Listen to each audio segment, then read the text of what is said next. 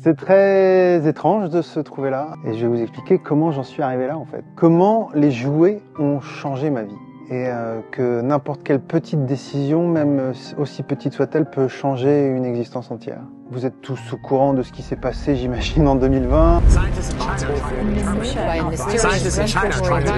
Plus de 30 000 nouveaux cas supplémentaires sont enregistrés chaque jour. Face à la propagation d'un virus, nous sommes en guerre.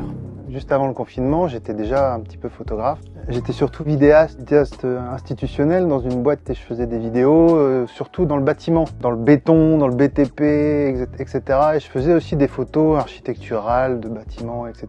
Et j'ai toujours aimé un peu la photo. Mon père était photographe. Et j'étais plutôt un homme occupé en fait, un homme pressé même. Je venais d'avoir ma petite fille, ma Billy. J'arrêtais pas de courir partout, j'étais associé dans la boîte. J'avais une grosse voiture, j'avais un téléphone, plein de responsabilités, etc. Et bim, tout d'un coup, le Covid arrive et il se passe plus rien du tout. Et là, c'est le vide. Le grand vide. Comme beaucoup d'entre nous, on a été un peu confrontés à ce vide sidéral. Et un mois passe, 2 mois passent et il y a vraiment quelque chose qui se passe en moi aussi. Et je me dis, mais c'est pas possible, il faut que je fasse quelque chose, il faut que je crée quelque chose. Quand on est dans la routine et dans le processus, moi j'avais un taf assez créatif qui était pas forcément pour moi, qui était aussi pour les autres, pour les clients que je devais honorer, etc. Et au bout de 2 mois, je crée plus grand chose, quoi. Alors j'ai créé un toboggan pour ma fille dans ma petite cour parce qu'on pouvait plus aller dehors et les parcs étaient fermés. Donc j'ai créé un toboggan avec des cartons, des machins et tout. Enfin, c'était assez rigolo. Et un jour, je jouais avec ma fille comme ça et avec ses jouets, elle avait un petit requin qu'on met sur les doigts, enfin des petites peluches qu'on met sur les doigts, et on jouait sur une sorte de tapis bleu. Et j'ai fait le petit requin et elle avait un petit bateau et j'ai recréé une scène des Dents de la Mer comme ça pour rire en fait, et je l'ai pris en photo et ça a plutôt fait rire les gens et je me suis dit ça c'est rigolo. Dès qu'il y a un petit fil qui sort, petit fil créatif, hop, il faut le tirer au maximum. Et c'est ce que j'ai fait. J'ai tiré le fil du truc. Je me suis dit, je vais essayer de recréer des images de films avec les jouets qui sont à ma disposition et les moyens qui sont à ma disposition. Et donc, c'est parti comme ça. La première photo, c'était Fight Club. Et en fait, cette photo, elle a été faite dans ma cuisine avec des Legos et des bouts de ficelle, en fait, et des bouteilles coupées, des meubles. Et la lumière, c'était n'importe quoi. C'était un iPhone, une lampe de chevet, j'allais chercher des lampes au grenier pour faire d'autres lampes et ça m'avait éclaté de faire ça dans ma cuisine pendant que ma fille dormait le soir et j'ai tiré le fil encore une fois et je suis allé jusqu'au bout et j'en ai fait 29. Quand j'ai fait la première photo Fight Club, j'ai voulu vraiment m'approcher du rendu. Donc pour chaque photo, j'ai essayé d'approcher la colorimétrie du film, du screenshot que j'avais, le ratio et ce qui était cool, c'est que j'écoutais la musique du film pendant que je faisais ça. Et donc c'était hyper intéressant d'aller chercher dans le détail et d'aller chercher qu'est-ce qu'il y avait dans la photo et comment c'était éclairé. Donc j'ai énormément appris sur l'éclairage, sur le cadre, sur la mise en scène, sur la colorimétrie, et tout ça, ça a boosté ma créativité. Donc si on regarde un peu la photo de Fight Club, vous voyez les petits trucs au fond là, les lampes sont dans des bouteilles en plastique qui représentent un peu les immeubles hein, dans le screenshot. La fenêtre des buildings, c'est des pailles et forcément il y a des Legos et la lumière qui vient du dessus. Donc le alien est posé vraiment dans un seau pour faire le ménage, et à droite il y a aussi des pailles qui recréent un peu l'aspect métallique du grenier. L'alien qui est derrière, c'est un jouet qui est à moi.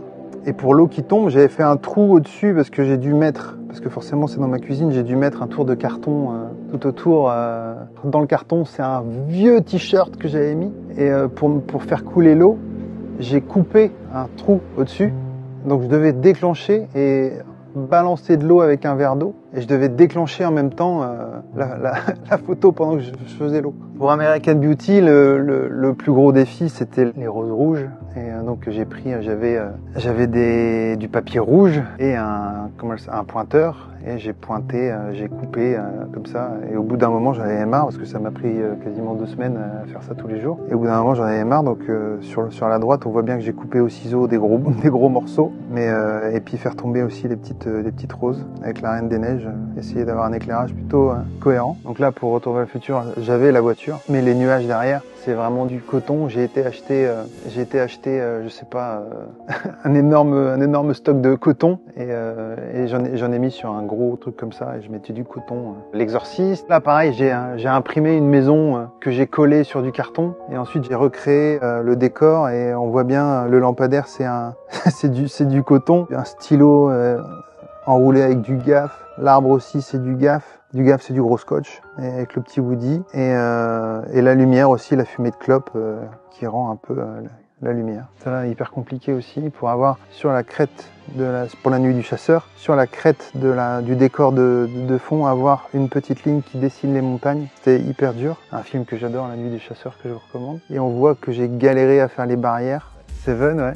Ça c'est dehors, tu te balades avec ta cagette, ton escabeau et tu vas dans un champ et t'as un mec qui est dans un champ qui fait des photos dans l'escabeau. Shining évidemment. Pareil là j'ai juste imprimé les portes de Shining que j'ai collées sur des cagettes et j'ai gratté la cagette pour que ça fasse vraiment cet effet de bois découpé avec une petite lumière par-dessus. J'en ai fait 29 et en fait ce qui était intéressant là-dedans c'était justement de tirer ce fil de la créativité et c'est là où je me suis dit c'est exactement ça que je veux faire, quoi. Je veux être photographe, je veux créer des choses aussi pour moi parce que pendant 10 ans j'ai créé des choses pour les autres. Mais à partir du moment où on se perd, c'est super important un moment de se retrouver et de s'écouter. Et si on a envie de s'exprimer, il faut absolument le faire parce que c'est là où on part un peu en vrille et on se perd et on ne vit plus en fait. On vit pour les autres et pas pour soi. Avant d'être dans l'audiovisuel, en institutionnel, dans une société de production, j'ai fait du cinéma, j'ai été réalisateur de courts-métrages, de clips, de pubs, etc. Donc je faisais déjà des choses un peu pour moi. Et pendant la dizaine d'années où j'ai été dans cette boîte, j'ai pas pu créer énormément parce qu'elle me prenait énormément de temps et les week-ends j'étais rincé et j'avais pas forcément l'envie et le temps de m'adonner à ce genre de pratique. Et donc le Covid et les jouets m'ont permis ça, m'ont redonné cette envie et ont rallumé cette flamme en moi de la créativité. Mais c'était ça qui était génial, c'était de recréer un peu les sensations que j'avais quand je faisais du cinéma, mais à l'échelle miniature. Les contraintes deviennent créatives en fait. Peu importe le matériel qu'on a, ce qui est important c'est d'avoir une idée et surtout de la faire, quoi. Parce que c'est bien beau d'avoir une idée, si on ne la fait pas, ça peut pas marcher. Donc moi j'ai tiré cette idée et j'en ai fait plein et ça m'a rendu un immense service parce que je me suis dit c'est ça que je veux faire. Il y a eu une libération en moi, la cage s'est ouverte et quand on a repris le travail, eh ben ça n'allait plus en fait. Je me suis dit c'est pas possible, je peux pas redevenir ce que j'étais avant, je peux plus faire ce que je faisais avant ou je peux plus le faire à ce rythme, je peux plus le faire autant. J'ai décidé de tout arrêter et de toujours continuer avec la société et à côté de faire d'autres choses et c'est là que ma rencontre avec un certain Gennaro Bardi a aussi tout changé et ça c'est dans une prochaine vidéo. Et surtout n'oublie pas, abonne-toi.